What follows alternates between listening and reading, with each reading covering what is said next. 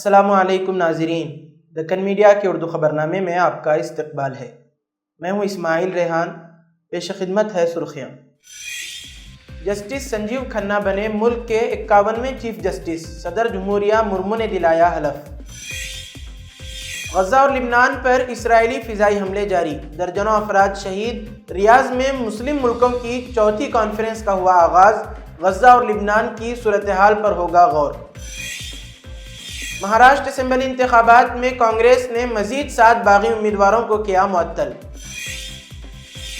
Trump نے کیا Putin کو فون، یوکرین جنگ ختم کرنے کی ضرورت پر دیا زور، ماسکو سے بات چیت کا دیا اشارہ۔ زندگی انمول ہے اور اس کی حفاظت ہمارا فرض، اور ہم اپنے فرض کو نبھاتے ہیں ذمہ داری سے۔ مسلم جنرل ہاسپٹل اب آپ کے تمام بیماریوں کا علاج ایک ہی چھت تلے۔ ہمارے ماہر ڈاکٹرز کی ٹیم اور اعلیٰ تربیت یافتہ staff world class health technology کے ساتھ 24 گھنٹے ایمرجنسی خدمات بھی موجود۔ Cardiology, diabetology, dermatology, gynaecology, pulmonology, neurology, neurology, orthopaedics, physiotherapy, paediatrics, general and laparoscopic surgery, ENT جیسی اور بھی سروسز بھی موجود ہیں۔ ہر طرح کے اسکینز اور ٹیسٹ کے لیے ایڈوانس لیبارٹریز بھی مناسب قیمتوں پر دستیاب ہے۔ آپ کی بہتر صحت ہماری پہلی ترجیح۔ مسلم جنرل ہاسپٹل، ٹوری چوکی، حیدرآباد۔ اب خبروں کی تفصیل۔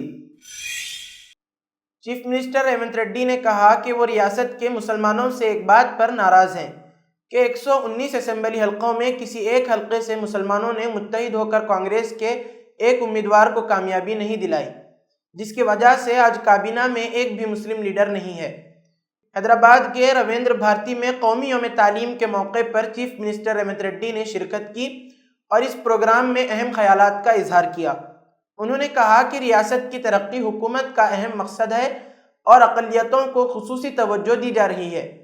ریونت ریڈی نے کہا کہ تلنگانہ میں کانگریس کی کامیابی میں اقلیتوں نے کلیدی کردار ادا کیا اور ان کی فلاح و بہبود کے لیے حکومت کوشاں ہے۔ انہوں نے افسوس کا اظہار کیا کہ اسمبلی انتخابات میں ایک بھی اقلیتی امیدوار منتخب نہیں ہو سکا، جس کی وجہ سے اقلیتوں کو وزیر بنانے کا موقع نہیں ملا۔ انہوں نے کہا کہ شبیر علی کو سرکاری مشیر اور عامر علی خان کو MLC کے طور پر نامزد کیا گیا ہے اور کارپوریشنز میں بھی اقلیتوں کو مواقع فراہم کیے جا رہے ہیں۔ مرکز کی جانب سے پارلیمنٹ میں متعارف کرائے گئے وقف ترمیمی بل 2024 کے خلاف ملک بھر میں احتجاجی اور بیداری جلسوں کا سلسلہ جاری ہے۔ گزشتہ شب اتوار کو جوائنٹ کمیٹی برائے تحفظ اوقاف راجستھان کی جانب سے یہاں موتی ڈونگری روڈ پر تحفظ اوقاف کانفرنس کا انعقاد کیا گیا۔ اس تقریب میں مختلف تنظیموں کے قائدین، علماء اور ارکان پارلیمنٹ نے شرکت کی۔ تمام شرکاء اجتماعی طور پر وقف بل 2024 کی شدید مخالفت کی۔ جوائنٹ کمیٹی کے کنوینر محمد ناظم الدین نے کہا کہ وقف بل نے ملک بھر میں بڑے پیمانے پر احتجاج کو جنم دیا ہے۔ اپوزیشن کا استدلال ہے کہ اس بل سے وقف املاک کی خود مختاری کو خطرہ ہے، جس کا مقصد ان جائیدادوں پر مسلمانوں کے حقوق کو کم کرنا ہے جو آرٹیکل 25 اور 26 کے تحت مذہبی آزادی کی آئینی ضمانتوں سے متصادم ہے۔ آل انڈیا مسلم پرسنل لا بورڈ کے نائب صدر اور جماعت اسلامی ہند کے امیر سید سعادت اللہ حسینی نے اس بل کو متفقہ طور پر مسترد کرنے کا مطالبہ کرتے ہوئے شرکاء پر زور دیا کہ وہ کسی بھی ترمیم کی مزاحمت کریں۔ انہوں نے وقف املاک کے بارے میں بیداری، غلط معلومات کا مقابلہ کرنے اور احتساب کو یقینی بنانے کے لیے سیاسی نمائندوں کو شامل کرنے کی ضرورت پر زور دیا۔ آل انڈیا مسلم پرسنل لا بورڈ کے جنرل سیکریٹری مولانا فضل الرحیم مجددی نے جے پور کی خواتین کی مظاہروں میں فعال کردار کی تعریف کی۔ انہوں نے کہا کہ مرد اور خواتین دونوں اسلامی قوانین کے تحفظ کے لیے یکساں طور پر پرعزم ہیں۔ سپریم کورٹ نے پٹاخوں پر پابندی کے اس حکم کو سنجیدگی سے نہ لینے پر دلی پولیس کی سخت سرزنش کی۔ سپریم کورٹ نے کہا کہ پٹاخوں پر پابندی مکمل طور پر لاگو نہیں ہوئی اور محض دکھاوے کے لیے تھی۔ سپریم کورٹ نے دلی پولیس کو ہدایت دی کہ وہ اپنے احکامات کی مکمل تعمیل کے لیے ایک خصوصی سیل تشکیل دے۔ اس بات کو بھی یقینی بنانے کی ہدایت دی کہ کوئی بھی لائسنس کے بغیر پٹاخے تیار اور فروخت نہ کر سکے۔ عدالت نے کہا کوئی مذہب آلودگی کو فروغ نہیں دیتا۔ سپریم کورٹ نے ایک اہم تبصرہ کرتے ہوئے کہا کہ یہ خیال کیا جاتا ہے کہ کوئی بھی مذہب ایسی کسی سرگرمی کو فروغ نہیں دیتا جس سے آلودگی بڑھے یا لوگوں کی صحت کو نقصان پہنچے۔ جسٹس ابھے ایس اوک اور جسٹس آکسیٹن جارج مسیح پر مشتمل بینچ نے کہا کہ اگر پٹاخے اسی طرح پھوٹے جا رہے ہیں تو اس سے شہریوں کے صحت کے بنیادی حق پر اثر پڑے گا۔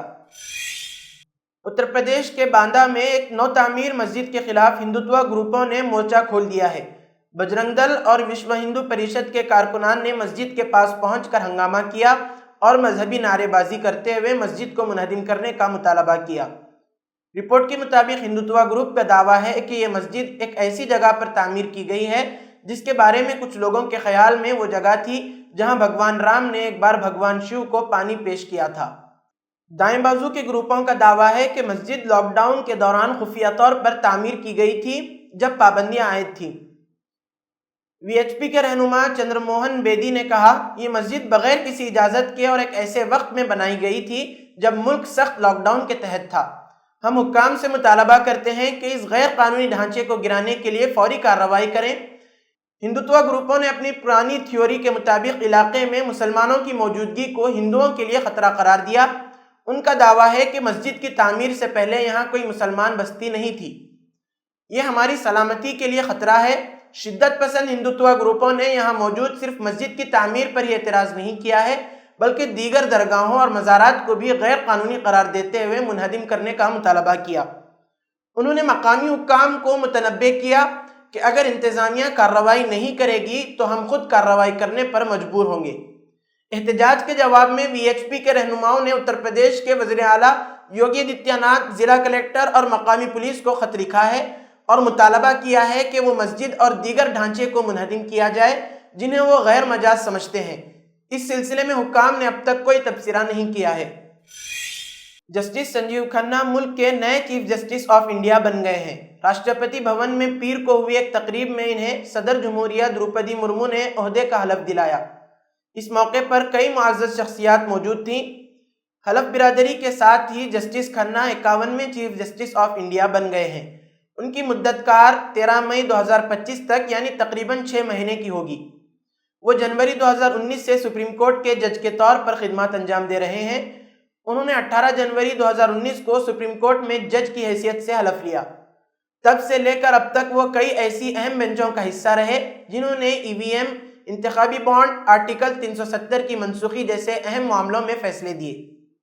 واضح رہے کہ اتوار کو justice D Y Chandrachud retire ہو گئے۔ جسٹس کھنہ کے نام کی سفارش جسٹس چندرچوڑ نے کی تھی۔ چندرچوڑ 65 سال کی عمر میں 10 نومبر کو اس عہدے سے ریٹائر ہوئے تھے۔ سپریم کورٹ کے اصولوں کے مطابق جسٹس سنجیو کھنہ کی مدت ملازمت بطور چیف جسٹس آف انڈیا صرف 6 مہینے کی ہوگی۔ وہ 11 نومبر 2024 سے 13 مئی 2025 تک بھارت کے چیف جسٹس رہیں گے۔ جسٹس ڈی وائی چندرچوڑ کی ریٹائرمنٹ کے بعد ملک کو ایک نیا چیف جسٹس مل گیا ہے۔ جسٹس سنجیو کھنہ نے آج پیر کو راشٹرپتی بھون میں ملک کے 51ویں چیف جسٹس کے طور پر حلف لیا۔ صدر جمہوریہ مرمو نے انہیں ایک تقریب میں عہدے کا حلف دلایا۔ جسٹس کھنہ سی جے آئی کے عہدے پر 6 ماہ کی مدت پوری کریں گے۔ ان کی مدت ملازمت 13 مئی 2025 تک ہی رہے گی۔ مہاراشٹر پردیش کانگریس کمیٹی نے آئندہ اسمبلی انتخابات سے قبل پارٹی مخالف سرگرمیوں کے لیے مزید 7 باغی امیدواروں کو معطل کر دیا۔ پارٹی نے اتوار کی رات ان کے خلاف کارروائی کی۔ یہ لیڈر کئی وجوہات پر ناراض تھے جن میں سب سے اہم وجہ ٹکٹ نہ ملنا تھا۔ نئے معطل کیے گئے رہنماؤں میں شمکانت سنیر، راجندر ٹھاکر، آبھا بگول، منیش آنند، سریش کمار جیٹھلیا، کلیان بوراڈے اور چندرپال چوکسی شامل ہیں۔ پہلے دن میں مہاراشٹر پردیش کانگریس کمیٹی نے 21 دیگر باغیوں کو معطل کر دیا تھا۔ اسی ریاست کے 22 حلقوں میں کل 28 لیڈروں کو معطل کر دیا گیا۔ امریکہ کے نومنتخب صدر ڈونلڈ ٹرمپ کامیابی ملنے کے بعد پوری طرح سرگرم ہو گئے ہیں اور وہ دنیا کی اہم ترین شخصیات سے مسلسل فون پر بات کر رہے ہیں۔ گزشتہ دنوں انہوں نے یوکرینی صدر ولادیمیر زیلنسکی سے بات کی تھی۔ اب ان کے روسی صدر ولادیمیر پوتن سے بھی فون پر گفتگو کرنے کی خبر سامنے آ رہی ہے۔ واشنگٹن پوسٹ کی رپورٹ کے مطابق ٹرمپ نے پوتن سے روس یوکرین جنگ کو آگے نہ بڑھانے کی صلاح دی ہے۔ بات چیت کے دوران ٹرمپ نے پوتن کو یورپ میں وافر تعداد میں امریکی فوجیوں کی موجودگی کی یاد دلائی۔ ساتھ ہی انہوں نے یوکرین میں جنگ کے مسئلے کے حل کے لیے آگے کی چرچا کو لے کر اپنی دلچسپی بھی ظاہر کی۔ رپورٹ میں نامعلوم ذرائع کے حوالے سے یہ جانکاری دی گئی ہے۔ اس کے مطابق ٹرمپ نے لڑائی کو ختم کرنے کی ضرورت پر زور دیا اور اس معاملے پر ماسکو کے ساتھ مستقبل میں بات چیت میں شامل ہونے کی خواہش کے اشارے بھی دیے۔ غور طلب ہے کہ اپنی انتخابی مہم کے دوران ٹرمپ نے کہا تھا کہ وہ ایک دن کے اندر یوکرین روس جنگ کو ختم کرنے کا حل تلاش کر لیں گے، لیکن انہوں نے یہ نہیں بتایا تھا کہ وہ ایسا کیسے کریں گے۔ وہیں جمعہ کو کرملن کی طرف سے کہا گیا کہ پوتن یوکرین معاملے پر ٹرمپ سے بات کرنے کے لیے تیار ہیں، لیکن اس کا مطلب یہ نہیں ہے کہ وہ ماسکو کے مطالبات کو بدلنے کے لیے تیار ہیں۔ 14 جون کو پوتن نے جنگ کو ختم کرنے کے لیے اپنی شرطیں طے کی تھیں۔ پوتن نے کہا تھا کہ یوکرین کو اپنے ناٹو عزائم کو چھوڑنا ہوگا اور روس کے ذریعے دعویٰ کیے گئے 4 علاقوں کے سبھی علاقوں سے اپنے فوجیوں کو واپس بلانا ہوگا۔ اس پر یوکرین نے اسے نامنظور کرتے ہوئے کہا کہ یہ خود سپردگی کے یکساں ہوگا، اور ولادیمیر زیلنسکی کی طرف سے ایک فتح منصوبہ پیش کیا گیا جس میں مغرب سے اضافی فوجی امداد کی گزارش شامل ہے۔ سابق وزیر اعظم شیخ حسینہ بنگلہ دیش میں ایک بار پھر سرگرم ہونے کی کوشش میں لگ گئی ہیں۔ اس سلسلے میں ان کی پارٹی عوامی لیگ احتجاجی مظاہرے کرنے والی ہے۔ حالانکہ محمد یونس کی قیادت والی بنگلہ دیشی حکومت نے اس ریلی کو منعقد کرنے کی اجازت نہیں دی ہے، اس لیے ریلی کا عوامی لیگ کا یہ منصوبہ ناکام ہونے کا امکان بھی ظاہر کیا جا رہا ہے۔ دراصل اگست میں طلباء کی بغاوت کے بعد سے عوامی لیگ کے رہنماؤں اور کارکنوں پر بڑھتے تشدد کا سامنا کرتے ہوئے سابقہ حکمران جماعت اپنے زیادہ تر بڑے رہنماؤں کے جیل میں یا جلا وطن رہنے کے سبب پھر سے منظم ہونے اور اپنے پیروں پر کھڑا ہونے کی کوشش کر رہی ہے۔ بنگلہ دیش میں ہوئی بغاوت کے تقریباً 3 مہینے بعد پارٹی نے اتوار کو ڈھاکہ میں احتجاجی مظاہرے کا اعلان کیا ہے۔ اس احتجاج کی وجہ گزشتہ مہینے محمد یونس کی قیادت والی عبوری حکومت کے ذریعے طلباء یونین کی طلباء شاخ پر پابندی لگانا بتائی جا رہی ہے۔ واضح ہو کہ عبوری حکومت نے عوامی لیگ کو فاسسٹ پارٹی قرار دیتے ہوئے اس پر بھی پابندی لگانے کا مطالبہ کیا ہے۔ ہفتے کو جاری عوامی لیگ نے اپنے ایک بیان میں کہا ہے کہ ہمارا احتجاج ملک کے لوگوں کے حقوق چھیننے، شدت پسند طاقتوں کے وجود میں آنے اور عام لوگوں کی زندگی میں رکاوٹ ڈالنے کی سازش کے خلاف ہے۔ ہم آپ سبھی سے عوامی لیگ کے رہنماؤں اور کارکنوں کے ساتھ مل کر اس موجودہ حکومت کی بد انتظامی کے خلاف احتجاجی مظاہرہ کرنے کی اپیل کرتے ہیں۔ لبنان پر اسرائیلی فضائی حملوں میں گزشتہ 24 گھنٹوں کے دوران 53 افراد ہلاک اور 99 دیگر زخمی ہوئے۔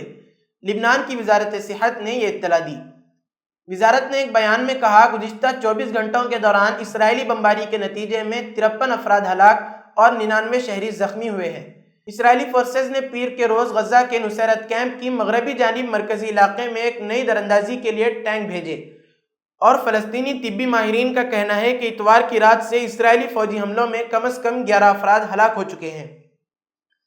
وزارت نے کہا کہ اس سے اسرائیل اور لبنان کے درمیان حالیہ کشیدگی کے آغاز سے اب تک ہلاک ہونے والوں کی کل تعداد 3186 اور زخمیوں کی تعداد 14078 ہو گئی ہے۔ اسرائیلی فضائیہ نے اتوار کی صبح شمالی لبنان کے تفریحی شہر بائبلوس سے 15 کلومیٹر دور المات کی بستی میں ایک رہائشی عمارت کو نشانہ بنایا، جس میں بچوں سمیت 20 سے زائد افراد ہلاک ہو گئے۔ اس دوران اسرائیلی فوجیوں نے شمالی لبنان میں دیر قانون، راس العین اور عین بال کی بستیوں میں ایمبولینس ٹیموں پر حملہ کیا، جس کے نتیجے میں 5 ایمرجنسی میڈیکل ٹیکنیشین ہلاک ہو گئے۔ اس دوران ایک غیر معمولی سربراہی اجلاس سعودی عرب کی حکومت کی جانب سے بلایا گیا ہے، جس میں شرکت کے لیے دیگر رہنماؤں کے ساتھ ساتھ پاکستانی وزیر اعظم شہباز شریف بھی ریاض پہنچ گئے ہیں۔ 1 سال قبل بھی سعودی عرب نے ایسے ہی ایک اجلاس میں ان ممالک کو مدعو کیا تھا جس میں غزہ کی جنگ کو ختم کرانے کے حوالے سے کئی کمیٹیاں تشکیل دی گئی تھیں، لیکن اس عمل کا اب تک کوئی نتیجہ سامنے نہیں آیا۔